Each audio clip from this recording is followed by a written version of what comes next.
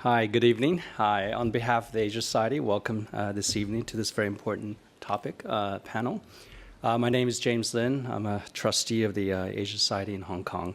So tonight we're delighted to have Ambassador Bartuška, who's the Ambassador at Large for Energy Security at the Ministry of Foreign Affairs of the Czech Republic, and Christine Lowe, whom many of us all in this room know, who's a scholar in residence and also with the ASHK US team. So the topic, obviously, in the last 2 years, the question of energy security has come to the forefront for a lot of people. I think people who live in Europe, it's been top of mind, but not always around the world. So tonight, we're going to have some lesson sharing with the ambassador on how the major conflicts have shaped the thinking around energy security and some lessons we can take out of this. And hopefully with that crisis, people can actually come out of it with some thinking and policies that actually will inform how we take this forward, particularly in Asia. Thank you. Thank you. Well, it's my pleasure, Ambassador, to moderate a discussion with you. I know some of the people in the audience, and I think we are going to have a number of questions. So what I suggest we do is we'll have a chat. I'll ask a few questions, and then I'd like to open up after about 30 minutes. And we have a full hour, so we'll end very, very shortly after 7 o'clock. Ambassador, this idea of energy security, it's a term that has become much more prominent. Perhaps you can start by just explaining to us what it really means. Well, good afternoon to all of you. People like me are not invited to talks until or unless there's a crisis. Energy security is something we don't care about most of the time because you just flip the switch and there is light, and in Europe in winter you have heat in your home. When either of those things is not there or there's a blackout, you suddenly start calling your government, and the government then asks people like me, what the hell happened? And that's in very short nature that. Otherwise, under the term of energy security, anything can get under the umbrella. If you push for nuclear, you can say we need nuclear for energy security. If you push for renewables, you can say we need those for our security. You can hide anything under that term. But generally, it means that in rich countries like ours, whether it's Europe or Hong Kong, people are absolutely used to have 100% times electricity and all the comforts of the life. And we try to keep those to ourselves. Well, if I can just push this point a little, because I think if you're in government, there's energy reliability, and in Hong Kong we talk a lot about reliability because everybody lives above the 15th floor, and Hong Kong would come to a halt if our electricity goes off. So the price one has to pay. But if a government is looking at energy security, I mean, we're talking obviously about availability, we're talking about price.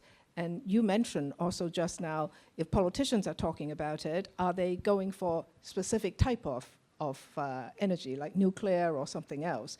So when a government is thinking about energy security today, what are they really talking about? I mean, we're particularly interested, obviously, in Hong Kong and China. Do we have enough energy? Never mind what it is, but we also talk about sustainability. So can you frame that for us a bit more? How are the Europeans thinking about energy security? Well, I'm pretty sure that the discussions we have in Europe are the same ones which are in Zhongnanhai in Beijing, which is we all want to have secure energy, rather affordable for the public and sustainable. Most of our countries define that we want to have an energy transition to get someplace. And China says it wants to be net zero by 2060, Europe says by 2050. The years itself does not matter that much, but that's the aim. But you have the situation of today, the energy mix you have in our country today, which you need to keep running. You also aim for some target in the future. And no government will be punished if it doesn't meet the targets of 2060 or 2050, but any government will be punished if it doesn't deliver today or tonight. So that's the dilemma of any government, and I can just draw on the 2022 experience when Russia invaded Ukraine, and it really expected Europe to do nothing because 40% of European gas supply, 40%, was coming from Russia. And we're absolutely sure that there's no way in hell we could replace that.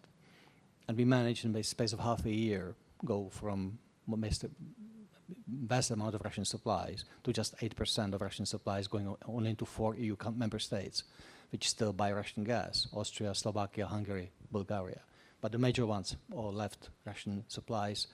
We managed that by switching to other fuels, mainly coal. I'm sorry, we did not meet our climate targets that year. By diminishing supply. There was a famous question from the Prime Minister Prodi of Italy, Mario Draghi, when he asked the public, you have a very simple choice this summer. You can have air conditioning or war. Make your choice.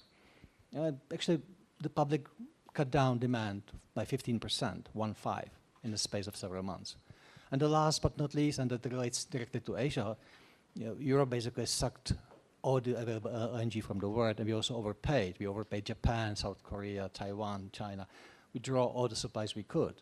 Don't really talk about this in places like Bangladesh or Pakistan, because we sucked dry the LNG which was supposed to go to them. And so that's the additional supplies we got. Well, I think we'll come back to these really interesting issues, but perhaps you could also explain to us why you are sitting in the Foreign Service rather than maybe the Department or the Ministry of Energy. Okay, well, I think it's similar to many other countries. People like me would be in many different places in the government, depending on the country. And my US counterpart, Amos Hochstein, was formerly the State Department. Now he's directly in the White House next to President Biden. It really depends on the setup in each country. In our case, and I'm actually the longest serving one in Europe. I've been appointed in 2006, and this is my 7th government after 18 years. I'm at the Foreign Ministry because we see energy security as basically a question of where do we get our supplies from: oil, natural gas, and nuclear fuel.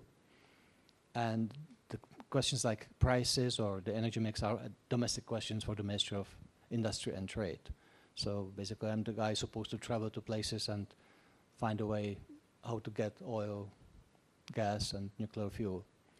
So are you in fact the person who ensures that you have energy security through supply?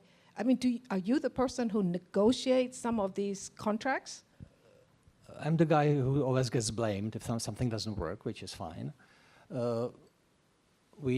People like me are usually the ones who negotiate the major steps, for example, the price cap on Russian oil, which is something which works thanks to cooperation with India and China, and I can talk about it later on if you want.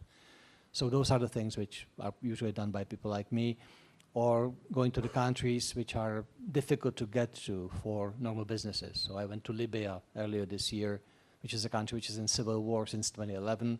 So I had basically a double team of protectors from my country coming with me, and we had 20 bodyguards locally hired. So it really depends. In Hong Kong, I have no bodyguards, don't worry. This is a safe place. But basically, sometimes the governments are needed to open the doors. Sometimes the companies can talk to each other. But quite often, especially in time of crisis, like right now, or difficulty in the world, even the big suppliers like Qatar or US or Australia want to have the government involved because it gives them guarantee that the buyer, the big company which buys from them, will not run away. That the states, the governments usually underwrite the supplies or make sure that all the deals will be fulfilled. So you talked about Europe actually moving away from Russian supplies, but it's much more expensive. So there's a narrative that we read here, the major industrial economies, because energy price, especially Germany, prices much higher, it's having an impact. Perhaps you can give us a first-hand feel about what's really happening. Okay, well, look, I have never seen any company anywhere in the world which would say that its supplies are too cheap. It never happened to me anywhere in the world. If we ask any manager of any factory, always the suppliers are too expensive and things are very difficult. I mean, I think he's paid to say that. Europe is now having prices which have been in East Asia for decades. And countries like Japan, South Korea, China, Taiwan managed with those prices to have very well functioning economies. So I wouldn't really buy that. Yes, we have prices of natural gas higher than before the war. That's true. But they are not significantly higher. There is now a global price for LNG, which hits the same way Japan or Korea or Hong Kong as it does Europe.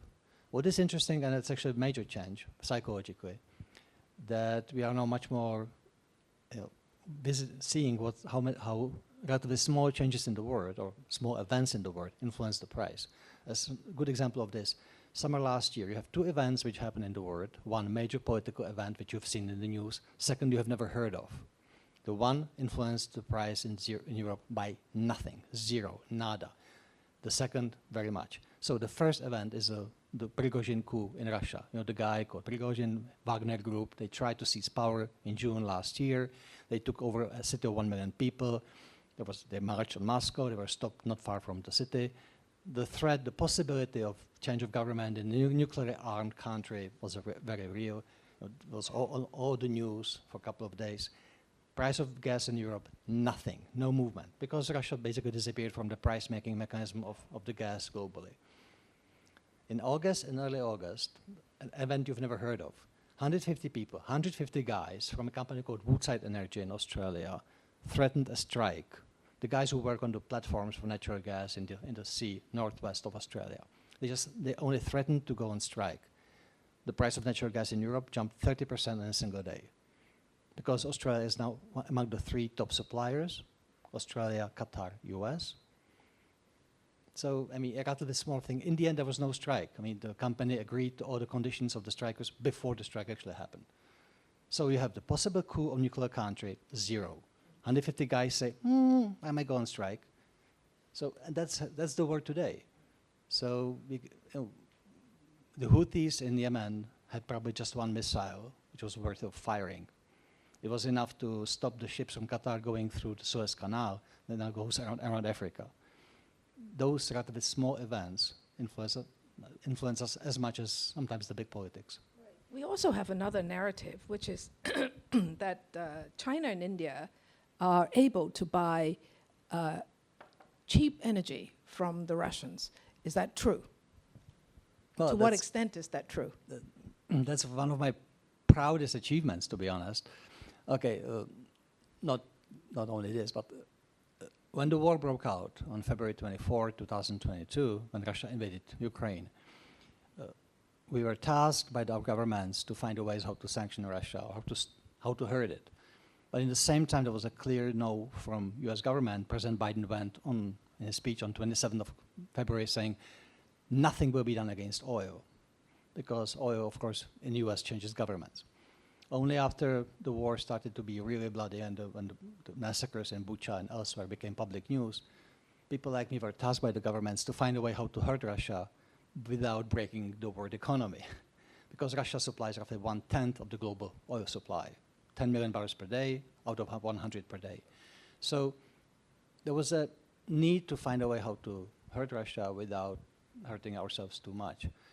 And the mechanism which appeared in the spring of 2022 and became codified in sanctions and G7 mechanism was basically talking to insurance companies, shippers, banks, which started to put, let's say, a negative premium on Russian oil, which started to appear in early February, March 2022, roughly $25, $30 price differential between Brent, which is the Norwegian oil, basically, and Russian blend, REB.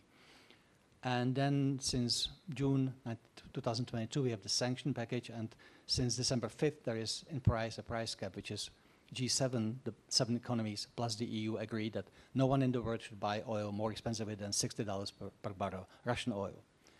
No matter what the other oils, WTI, Brent, cost.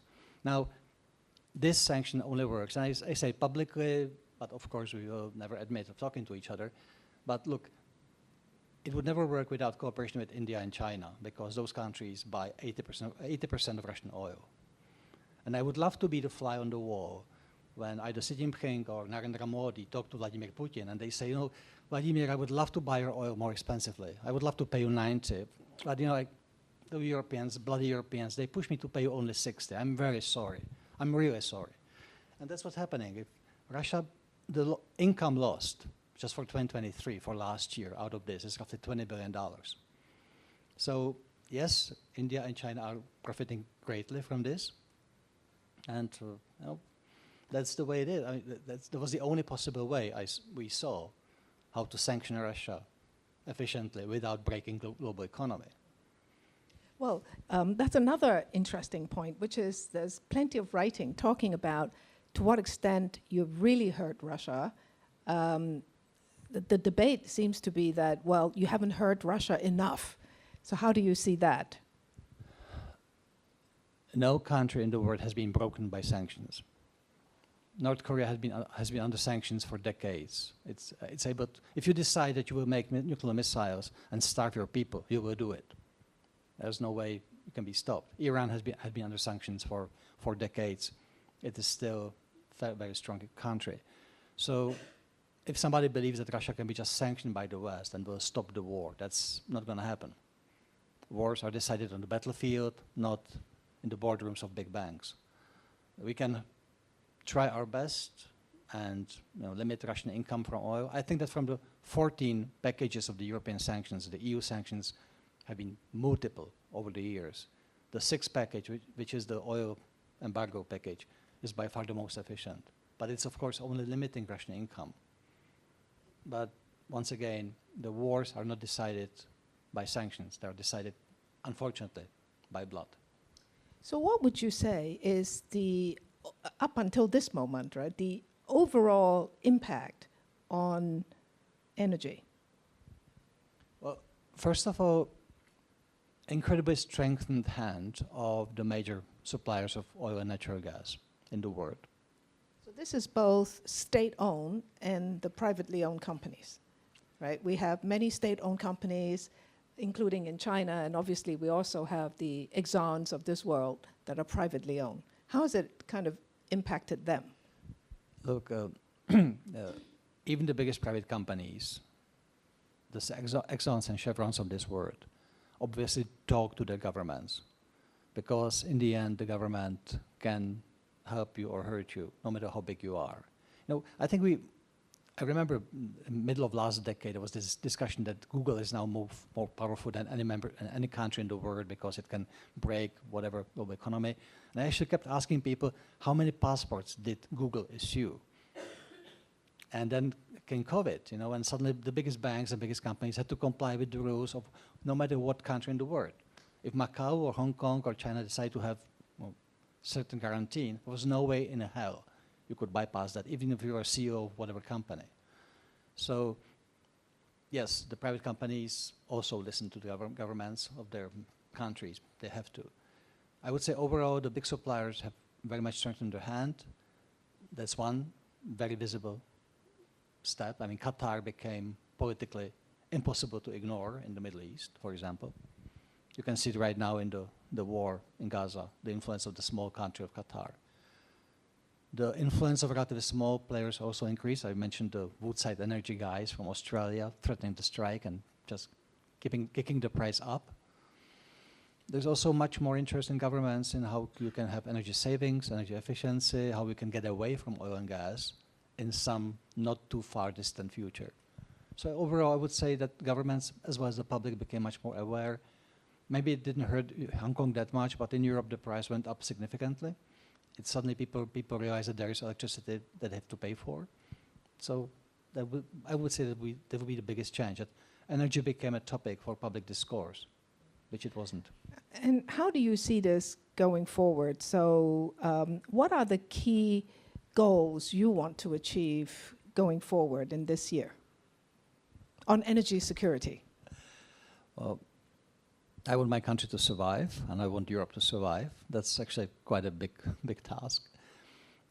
I think that once you know the nitty-gritty of energy, how much intertwined energy is, I mean, for me the fascinating thing, whenever I'm in the US and I'm asking people like, what can you do against expensive gasoline? I ask them, okay, so somebody drills oil, let's say in Saudi Arabia, filters it, gets it on the ship, ships it to the US. It's refined in a refinery somewhere in the south of US, shipped to the gas station near you, and then still a liter of gasoline is cheaper than a liter of Coca-Cola.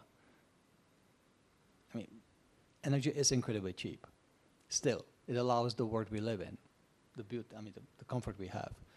So I would say that at the moment, the governments in the world are basically trying just to keep things running because there is incredible upheaval at the moment globally, not just in Russia, but also elsewhere in the world. Right. So maybe your view about this fracturing world or this unstable world, how do you see the rest of 2024? Maybe too difficult to go very much further. Okay. The usual question is how much oil will cost next week, and I usually reply that if I knew that, I would not be here. I would be trading on the stock exchange. So you have an important job to do, right? As you just explained to us, you want your country to survive, right? You want Europe to survive. So looking out, what are some of the goals that you want to work on? I think there definitely is a need, or there should be much more coordination among the influential countries. I count China among them, as well as India, together with the West, because we have a common interest, to keep the flows of the global trade. And no matter what differences we might have, ideological or otherwise, we also have common interests. And as I said, I'm sure that in Shanghai, they discuss the same things as we discuss in Europe or in Washington, D.C. And I'm afraid that we don't talk to each other enough for that, to be honest. So that's one area where I would like to see more contacts and more discussions. Second, definitely there will be developments in new either sources or energy or ways how to process it. The one area which I've been following for decades now is the storage of electricity, which is an area where we actually don't make much progress, and we haven't done much progress over the last more than 100 years. Already guys like Edison and Tesla try to store electricity in large volumes. Your mobile phones and your laptops can store electricity very efficiently for much longer than 10 years ago. You can work for a whole day on your laptop. So the small amounts of electricity we can store very well. The large amounts, the megawatt hours, the gigawatt hours, the terawatt hours, which is what we need. That's basically, there's no way to store it efficiently at the moment, except for the water pumping stations, when you pump water at night in the dams and you let it go down. And just for your understanding of the size we need to reach, when Elon Musk unveiled the mega battery in Australia, which was 100 megawatt hours, journalists called me like, is this the breakthrough? Is this the moment when we have the batteries we need? I said, look, we need 1 million times bigger batteries than megawatt hours. We need terawatt hours. If you want to store electricity from day to night or from summer to winter, that's what you need. So breakthrough in batteries, in storage of electricity, that's for me the thing which will transform the whole landscape everywhere, because you suddenly will have possibility of having just renewables as the backbone, and you can store the addition of sun to batteries and use it at night and so forth. Until we have that, I think we will still need fossil fuels in large volumes. So is that a part of your work as well? Because energy security and transiting to sustainability and new technology, is that a part of your work too? I just talk about it, but I don't work on this. My day only has 24 hours, and I'm actually quite busy with what I do. I hope that people who work in research and development work on those. So I have no say in this. I'm no scientist. I mean, I do understand that not necessarily the technological side, but can you envisage some deal like this, right? So we know, for example, China has a lot of spare capacity in solar panels. The solar panels are also rather affordable at this time, and a lot of it is going to Europe. And with batteries and with the other equipment that is necessary, that obviously creates opportunities for China and Europe to arrange deals, right? Where this can happen. How do you look at deals like these? Possibilities, potentials? First of all, we do make deals all the time together, US, China, Europe. I mean, we still trade a lot. I think that the deployment of renewables, especially photovoltaic, is now reaching the level when the need for the backup electricity sources are those which you can switch on, switch off when you need. So it's usually gas or coal until we have the batteries. And the need for the backup is very high. The more the renewables we deploy, I mean, the more you rely on weather, the sun and wind, the more you need the backups. So there is economic level when the deployment of more renewables becomes very, very expensive. And some European countries already reached that level, and it's becoming economically difficult because the backups can cost you several $billion each year just to keep running maybe 300 hours per year when there is not enough wind or solar. Where I see definitely a place of cooperation is once we find the technologies which we want to use in the renewables, in storage and elsewhere, we can go the path of being very, very dependent on very few countries for raw materials. 72% of global cobalt production is in a single country, Democratic Republic of Congo. 74% of nickel is produced by Indonesia. Similar numbers are for copper, lithium, and others. And you can either have great power rivalry fighting over the resources, or you can have cooperation. And I would very much prefer cooperation, to be honest. Well, I'm sure we have some questions in the audience. May I have a show of hands? Great. 1, 2, well, those two first then. The gentleman on the right, please. The mic is just coming. Hello, my name is Matthias, and I just wanted to know if like energy is cheaper than like than a gallon of Coke, how come it's such like a big hot button issue? Is it because of the security, or is it also has to do with like fear mongering? There was price of gasoline in the US compared to Coke. And once a country gets used to very cheap electricity or very cheap gasoline, then suddenly increase by a few cents can actually create a trouble for the government.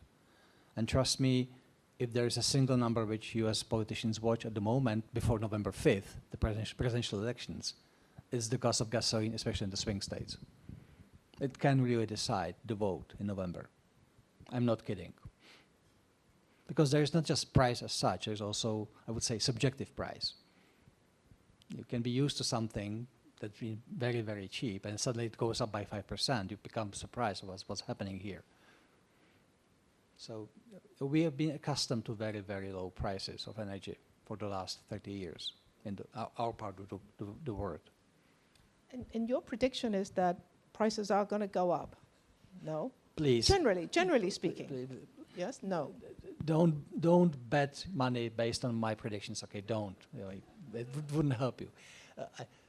Look, I see increase of the people who want to have lifestyle like you and me have, from India to Brazil, from Vietnam to Nigeria. Everywhere in the world, always the growth of GDP was accompanied by the growth of the consumption of energy. So I do see more demand, definitely. Right, because the world needs a lot more energy, particularly in the global south, right, to continue to develop. And we would like that to be cleaner energy. Yeah. Because the Europeans also, I mean, the reason we're so delighted you're here is because we see the EU as a leader in thinking and in getting it done. How do you see what the EU will do in terms of maintaining that both intellectual and actually on the ground leadership? Look, I do believe that we are really honest in what we want to achieve. In the same time, we also live in a real world. So when we cannot deliver the promises we made, I mean, we break those promises. I mentioned in 2022, we could not manage without Russian gas unless we used additional coal. And that was not really CO2 friendly, trust me.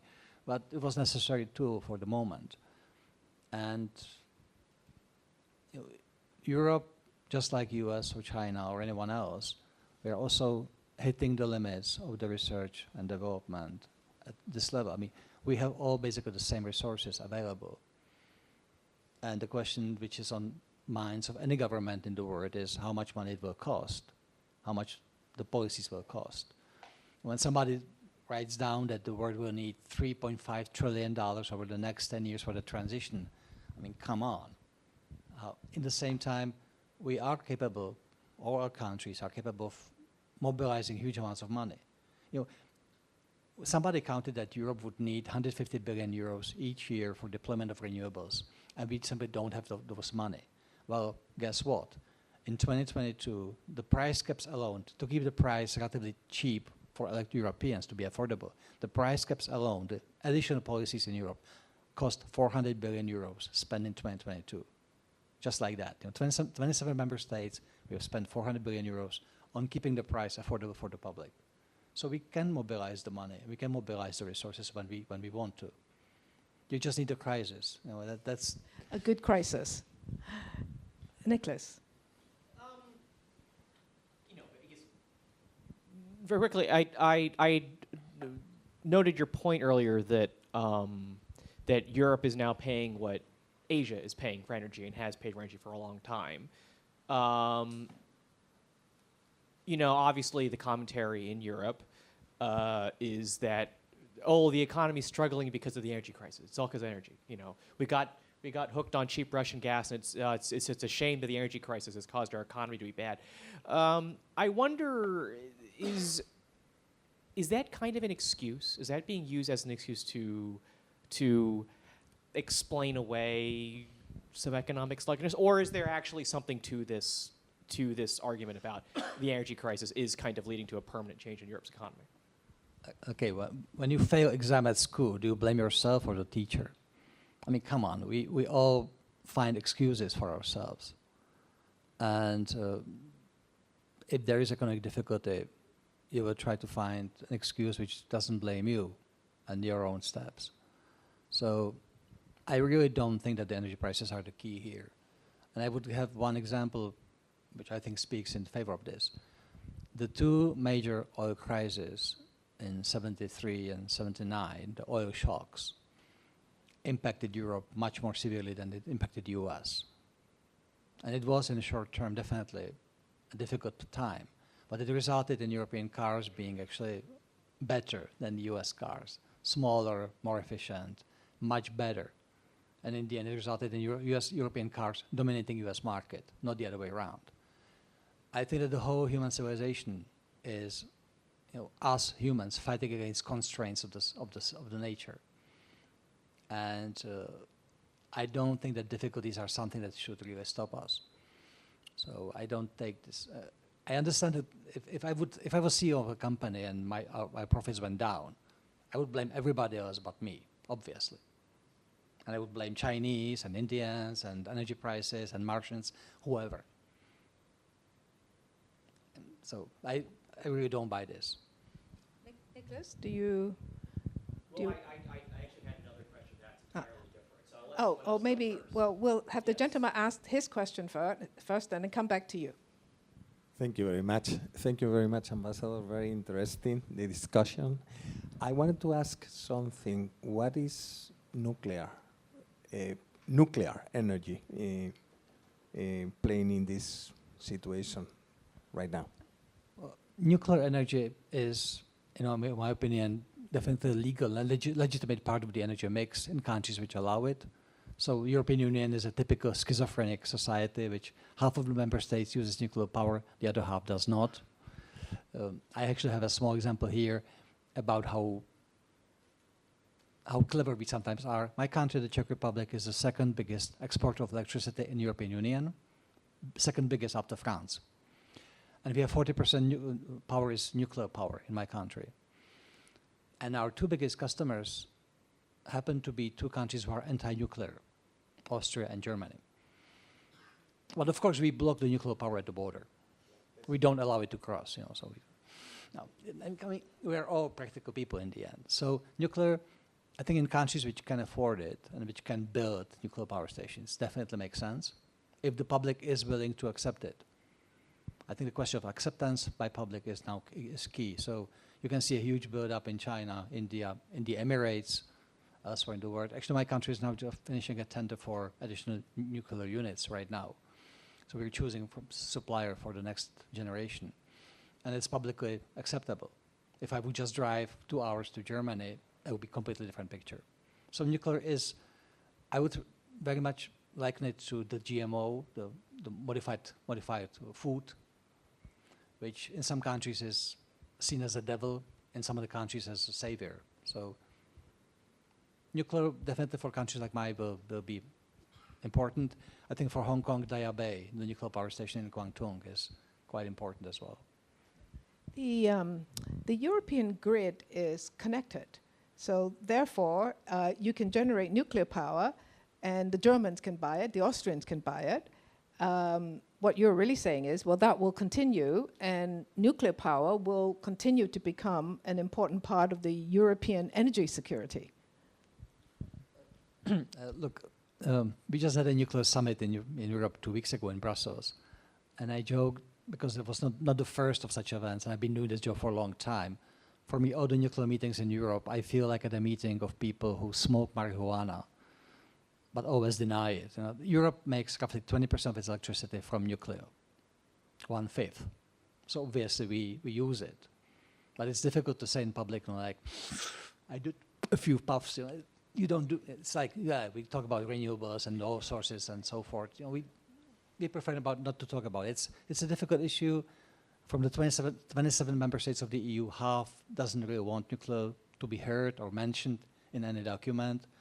So Yes, yeah. I mean, I'm in your school on that one. You know, again, like in Hong Kong, we are about a quarter of our electricity comes from nuclear power, and that is only going to probably increase and not decrease. But perhaps I can, before I go back to the audience, I can ask another question. Because the grid is connected, obviously the engineering of, you know, having all these different increasing sources of energy, right, from coal, from gas, from nuclear, and then in future from the more intermittent renewables, what kind of investments would the Europeans have to make to their grid and the complementary side, right, of getting electricity to be stable so that you have energy security? well, it's not just Europeans, it's the same in China or anywhere yes, else. Everywhere. Well, first of all, you can see, when you look at the maps of the grids, you will see how intimately energy is linked to the psyche. So, for example, in China, you have two grids. You have the China state grid and you have the southern grid. In US, you have, in the continental 48 states, you have, of course, Alaska is different than Hawaii, but in the continental US, you have three grids. You have East and West and Texas. So sometimes, you know, the grids tell you a lot about the country itself. And yes, you have interconnections in Europe, but we will need many more of those, because the idea is to basically build renewables where they make sense, which means the wind farms mostly along the seashore, and the photovoltaic in the south where the sun really shines. And then you need plenty of power lines. And that's, you know, the energy is a very difficult thing to build, not because it's costly, that's actually not so much problem, but because we need public acceptance for the construction. And if people really hate something, it's power station nearby or the power lines nearby. They like electricity and heat. They just don't want to see it. So it's like the highways. You know, you want to get everywhere fast, but you don't want to have a highway anywhere near your home because it spoils the view and it's noisy. So that's actually the biggest problem we have in Europe. I've seen a huge buildup of long-distance power lines in China, which is different condition. But every time I go to US, I actually mention the connection with Texas, and it's like, don't even talk about it. It's like, Texas is a lone state.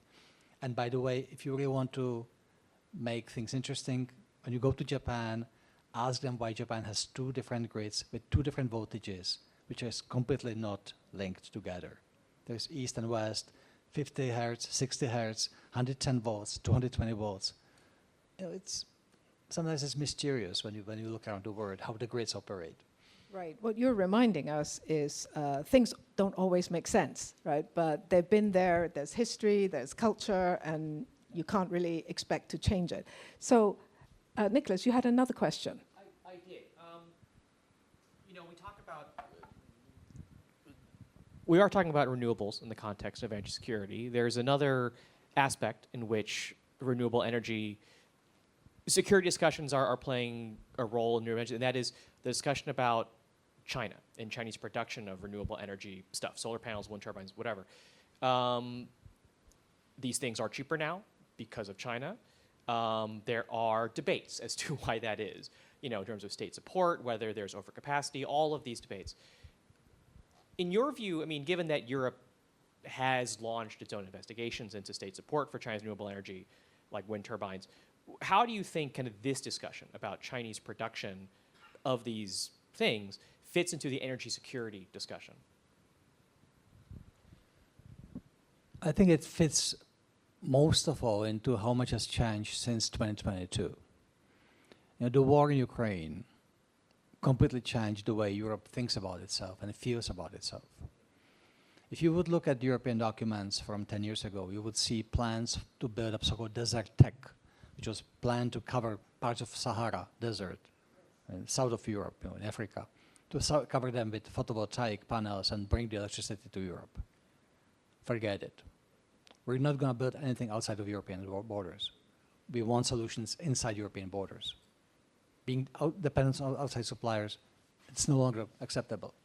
As with natural gas, we will not have any supplier above the 20%, just like China actually has the same threshold. Even the US or Qatar will not get above the 20% of supplies for Europe. So that has changed dramatically. And I think that for most governments these days, everywhere in Europe, it's probably very similar in China as well. The governments want to have all the installations done inside Europe, preferably by European companies, because in the end it's subsidy.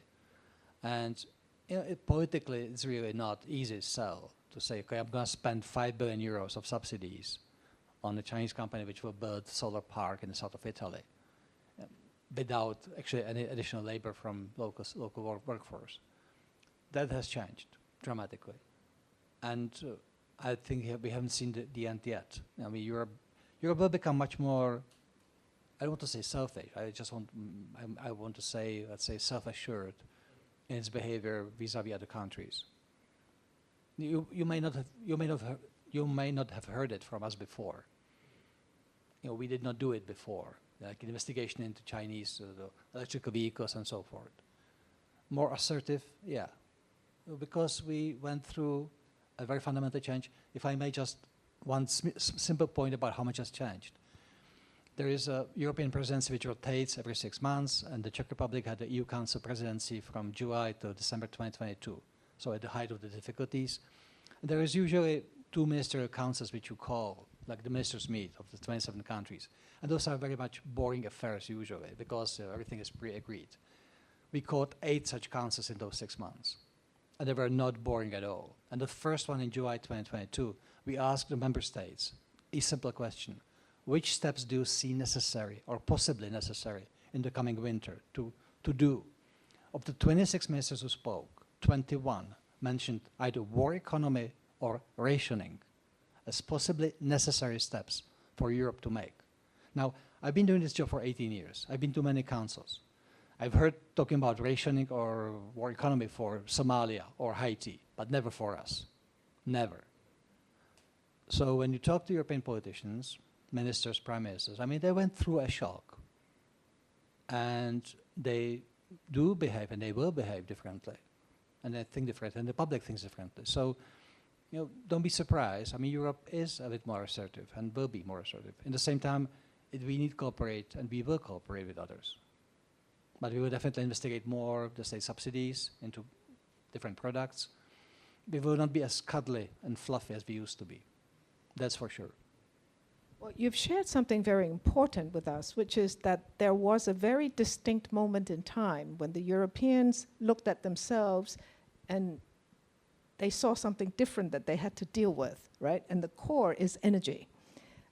And then that spills over into other areas of perhaps resources security as well. And you've shared with us that this is driving the governments, at least the current generation of governments in Europe, to look at things very differently. So do you see that there is any potential for Europe and Russia to come back together at some level? Because obviously, the previous mentality was there's a lot of energy in Russia, and it made sense for Russia to be selling energy to Europe. Do you see that ever happening again? This is funny, actually. Since spring of 2022, I've been hearing this question and getting this question very much in Houston, in the US, or in Qatar, from new suppliers. You don't have such discussion in Berlin or Brussels or Paris or Prague. It's over. I mean, yeah, there's nothing to discuss. Russia is not going to change anytime soon. Maybe one day when Putin is replaced by someone else, we might have a look again, but most likely the next guy will be the same or even worse. We will definitely not have the same level of connections we had before the war. The 40% of European gas as we had in 2021 coming from Russia, not going to happen again. And honestly, there are pictures which are hard to forget. And I've been to Ukraine actually several times since the war broke out. Many European prime ministers went there, and presidents, ministers, and so forth. And you see things which are difficult to forget, maybe impossible to forget. So the level of interaction Europe had with Russia before February 2022, I don't see it happening in my lifetime, to be honest. It might come in the next generation, which will have different worries and different troubles, but I've been to Bucha a couple of weeks after the massacres were unveiled, and you see rotting bodies of civilians murdered, and you fully understand that for European public there will be one day, hopefully, peace. But I don't see the level of trust we had before 2022 with Russia. I don't see it coming back in my lifetime. Any questions? Please.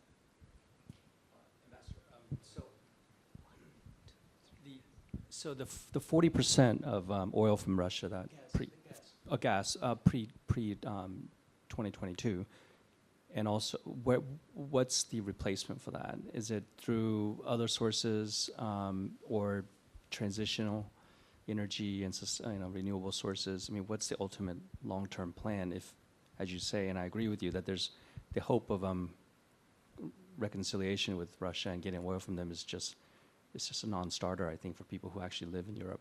The Americans have a different sense because they don't really see that, but in the visceral way that you just described. Well, we cut some demand for natural gas, and we replaced temporarily some of it with coal, but mostly we hope to replace Russia. We are replacing Russia with different suppliers because there's plenty of additional LNG coming on stream in the world as we speak in 2024, 25, 26. So the gas is coming from additional volumes of LNG are coming from the US, from Qatar, then several projects in Africa. My country is a landlocked country, and we never discussed LNG because it was like, why should we have it? And then February 2022 came, and one of my first tasks was to find a bloody LNG terminal, a new one in Europe available, and get it. So we actually rented the first LNG terminal, which was available in the Netherlands in June 2022. We rented the second one in Germany. We're importing now natural gas from Nigeria, from Trinidad and Tobago, from Angola, from all over the world. I've been in Southeast Asia in the last 3 years more times than I've been in the previous 16 years of my trips. And when I go to Brunei or Indonesia or Malaysia, no one back at home asks, why do you go there? And suddenly things become obvious. So suppliers from around the world, I would say Qatar, the Middle East, North Africa, Africa itself, US. Of course, Norway, which is Europe, not EU, but Norway is very important here. So that's the replacement. And we'll see. So far we see, for me, any additional LNG project in the world is something that brings stability to Europe, even if it's in Australia, for Japan, or for China only. It calms the markets. There's more additional volumes in the world. So that's actually very, very impressive when you see how much is being built around the world. Sometimes in very unexpected countries. Mozambique is talking about LNG, Senegal. So that's impressive. It brings back the guys at the platforms of roadside energy in Australia. It's like the possibility of a strike someplace or revolution or chaos in certain countries can bring in stability. It changes the picture, but it's livable. There was a question at the back before. Yes. There was a hand at the back. Is that right? Yes. You first, and then the lady in front. Thank you. Thank you, Ambassador Bartuška, for your sharing. We see how major conflicts affect energy security, but can it be the other way around? Can we better leverage? Do you see an opportunity to better leverage energy security and cooperation to prevent another major conflict from happening, or is it the other way around? Look, ideally wish so. I came to energy security from the security side, so I've seen war before, and I don't want that to happen. I certainly don't want war in Europe or anywhere else in the world. So I do hope that cooperation can actually help bring more stability. That's why I spoke about raw materials, and that one way to see that raw materials is let's fight over them. The other possibility is let's find a decent compromise and share. The difficulty here, of course, is that in the end of the day, energy is vital for any government. So the level of trust among the governments in times of plenty is sufficient. In time of crisis is none. And maybe a small example of what I mean by this. When we sucked dry the LNG from the world in 2022, we also, for example, sucked most of the LNG supplies, which are actually contracted by long-term contracts by countries of Bangladesh and Pakistan. And the result was that the price of electricity in Bangladesh went overnight up 80% because they didn't have the gas to burn, so they had to burn diesel to make electricity. So we, the rich part of the world, and I count both China and Hong Kong, of course, as part of the rich world, and Europe and US, we have a huge leverage over the not so lucky parts of the world. Sometimes our actions can bring huge instability elsewhere, which is something we don't think about much. We mention Global South a lot. We're not really thinking about it that much often, to be honest. So sometimes our actions can bring instability elsewhere as well. I see the potential for conflict over raw materials as very, very real. And that's lithium, cobalt, nickel, copper. And I really hope that we will be able to not go that path. Yes, please. Ambassador, can you share a bit more about the price cap negotiation? Why do you think India and China agreed to the scheme? First of all, I never admit that there were any negotiations. We don't talk to each other, obviously, and I'm not in Hong Kong, and I never lie. Look, we wanted, back again in February, March 2022, we wanted to cut down income of Russia from oil, in the same time keeping that oil on the global market. The world produces roughly 100 million barrels of oil per day. Russia produces roughly 10 million barrels of oil per day, so 1/10 of global production. So if you would kick it out completely, it would bring a shock. Just to explain, the latest big oil shock of 1979 was when Iran went off the global market, and Iran produced only 4% of global oil, and it was enough to bring the shock to the whole system. So taking away 10% of global production would be really difficult. So we were improvising. We were looking at ways how to make the income for Russia lower. It was basically through talking to insurance companies, banks, and shippers.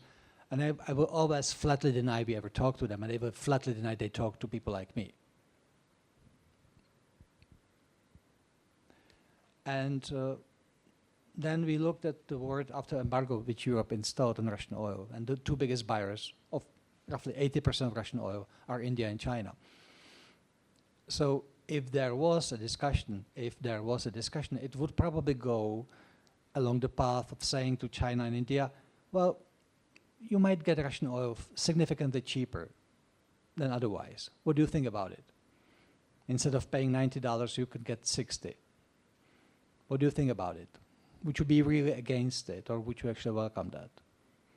If there was such a discussion ever, which I really cannot know, how could I would think it would be something like this. And I'm pretty sure that if you ask the Chinese government or Indian government, they will always say that they never talked to us about it at all. And we never talked to them, obviously. Well, it seems to be functioning pretty well since the spring of 2022.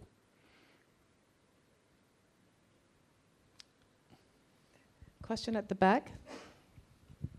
Thank you for sharing your views on Bucha, and we shouldn't forget also as well about Hostomel and Irpin and the other places of the terrible, terrible massacre happened up there as well. But providing the question about energy and our discussion today, what is your take on the shale gas and especially extraction of the shale gas in Europe? Because there are still some resources available, and it seems to be a bit neglected in the last 8 to 10 years. So do we have any chance to have any larger extraction of this kind of energy? Look, geology is a lady. Geology. Therefore, it's not easy. US, which started its shale gas 40 years ago, they always like to remind everyone who interested in this that the guy who came up with that, George Mitchell, actually first bankrupted a couple of companies and spent basically the whole life trying to make it work. And it only started to make some economic sense around 2005, after plenty of mishaps. In Europe, a government in Poland under Donald Tusk, the previous one, roughly 15 years ago, spent several billion euros. And they draw in companies like Marathon and ExxonMobil. They actually had made 44 drills in Poland for exactly the same geological consistence as the Marcellus Shale in the US. It looked exactly the same on geological maps. Of the 44 drills, 43 were dry, and only one was semi-wet. I mean, there was some gas there, but not much. So whenever someone tells you that he's absolutely sure that under his country there is natural gas or oil, beware your pocket and your wallet, because he's probably lying to you. No one really knows. If you look at a global map of oil fields or gas fields, you will see incredible shapes. You will see that kind of country which is sitting on plenty of oil and gas, and the next country is dirt poor.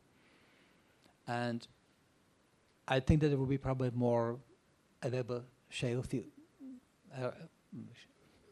gas places in Europe. It might be. My country, the Czech Republic, actually has similar geological conditions to some parts of the US. We have plenty of coal, both lignite and the hard coal. We tried some places, it didn't work out. So there's a long way between promise and geological possibility to actually be able to drill. And I wouldn't exclude that there might be some findings in Europe. But so far, the ones which are the most promising are in the countries which already produce plenty of natural gas, which is Netherlands and Norway. So we will see. But geologists, I admire geologists because that's really a game of hope and broken dreams all the time, over and over again and again. Well, it's an incredible story, in fact, you know, how they went about going for the tight oil and the drilling and so on. Are there any other questions? Well, if we're running up against 7 o'clock, but I do want to ask you, because you also explained that even though maybe one country, in this case Iran, only a small percentage, but nevertheless it can create a big supply problem for the world. And as we look at what's happening in the Middle East, we're hearing that the Iranians and the Israelis, they might get into a serious fight. I mean, this could have a huge impact on the energy market. How do you feel about that? Are you sleeping at night? Look, the possibility of the real war in the Persian Gulf, of the real war, not just exchange of few missiles, that's something that keeps, I think, everybody on their toes. It's 20% of daily shipping of oil which goes through the Hormuz Strait. And actually it was at the Hormuz Strait a couple of years back, and when you see it, the shipping line itself is only 2 miles wide. You will just need a few speedboats with explosives to shut it down completely for a couple of months. So this is something that we discuss. When the Gaza massacre happened on October 7th, we had a meeting with my minister, and I said, well, it's possible that the Suez Canal will be shut. And the guys who do Middle East said, well, there is no way, it's far away from Gaza, nothing can happen. Okay, 3 weeks later, the Houthis fired a single missile at a single ship near Bab al-Mandab, which is the entrance to the Red Sea. And suddenly all the ships from Qatar go around Africa to Europe, just bypassing the Suez Canal. So we might see that again. We might see a major war there. If that happens, we will all learn how to walk and how to take a bike. Yeah. I hope it won't happen, because that would be that could be potentially a very, very difficult moment. A big part of the global oil is in the Gulf. Saudi, Emirates, Kuwait, Iran, Iraq. There are a few outlets out of there which bypass Hormuz Strait, but not many. There are a few pipelines which go to the Red Sea, again not the same. There's some way to get some oil to the Mediterranean, but it's mostly Hormuz Strait. So I still sleep at night, but honestly, this is, the war in Ukraine started something that probably can have effect elsewhere in the world in completely unexpected manner. It becomes quite easy for some governments to solve differences by weapons. And once you get used to war on your screen on TV, someplace in the world, you can easily get used to another one elsewhere in different part of the world. So, yeah, I would not exclude the possibility of a major conflict this year in that area. Yeah. Well, thank you for your honesty, and your concern. I think this is how we feel as well. But if I were to maybe pick a few points that you've shared with us today to end our very interesting discussion with you. So fossil fuels still has a lot of life to go. Yeah. Secondly is the discussion about security is foremost in the minds of all governments, not only in energy, but in many other resources and in supply chains. And we haven't, wherever we are today, we haven't nearly come to the end of how this is all going to get reconstructed in some ways. And you've shared with us the very deep feeling that in Europe, things have really changed. And Europe will be much more concerned about its own security in many, many different ways. You've shared with us that your concern about what could happen even in the short term in the Middle East.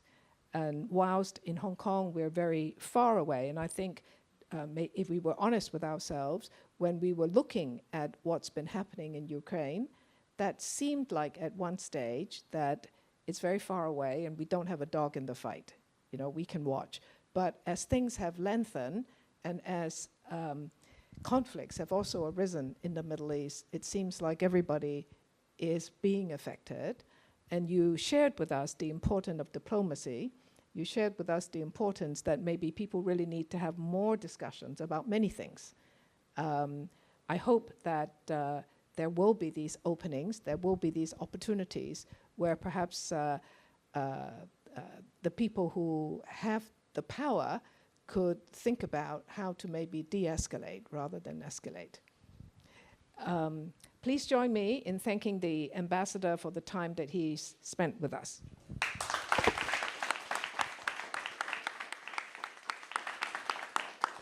If I might just, I love the way you were able to extract optimism from what I said. And please keep that optimism with you. I mean, this is a lovely city, a lovely world we live in. Thank you.